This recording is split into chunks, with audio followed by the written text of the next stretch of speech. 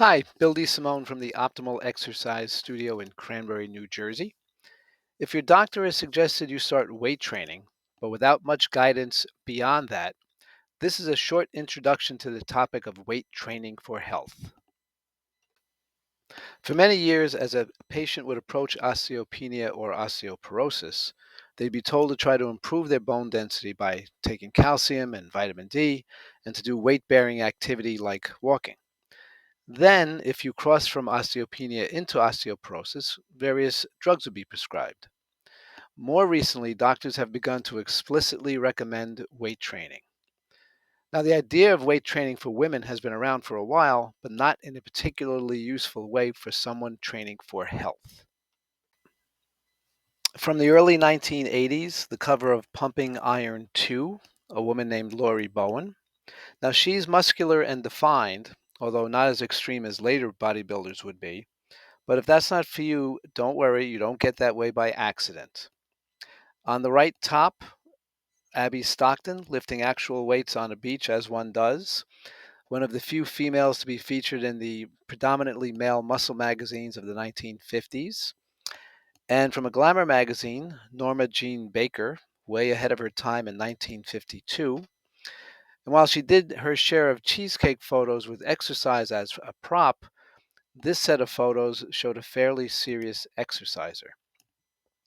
Now, if you can look like Marilyn Monroe, or lift Olympic weights overhead, or get this muscular and defined, good for you, but these are not really the goals of weight training for health, nor are the techniques they use necessarily appropriate. The ultimate goals of this approach are healthier bones, muscles, and joints, but in more relatable and noticeable ways. You'd like to get more tone and contour to your muscles, but not like a bodybuilder.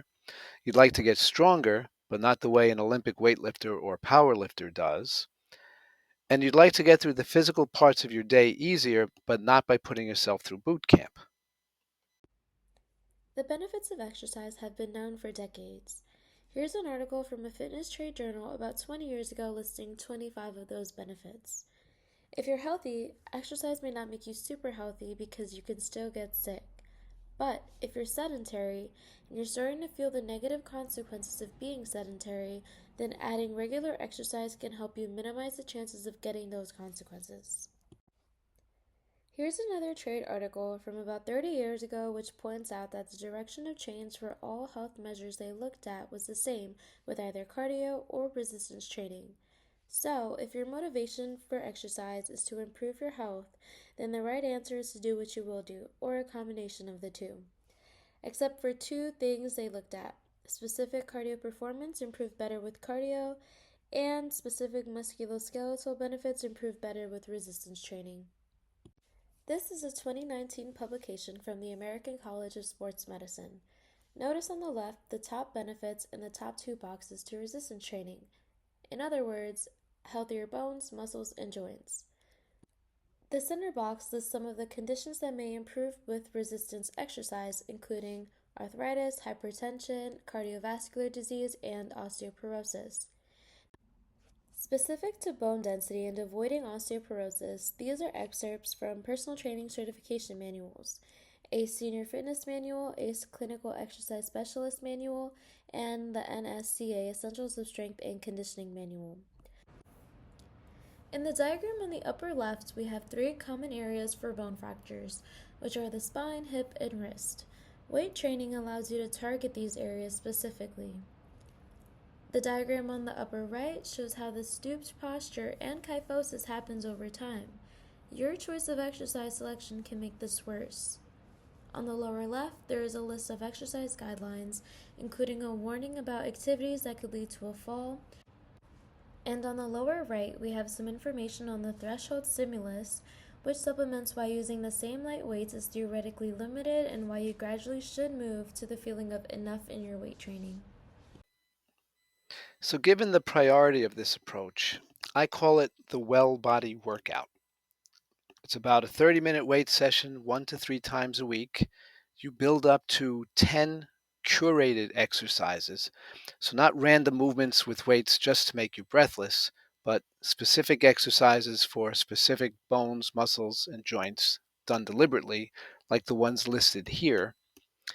And you're going to do at least one work set each, but always with proper form.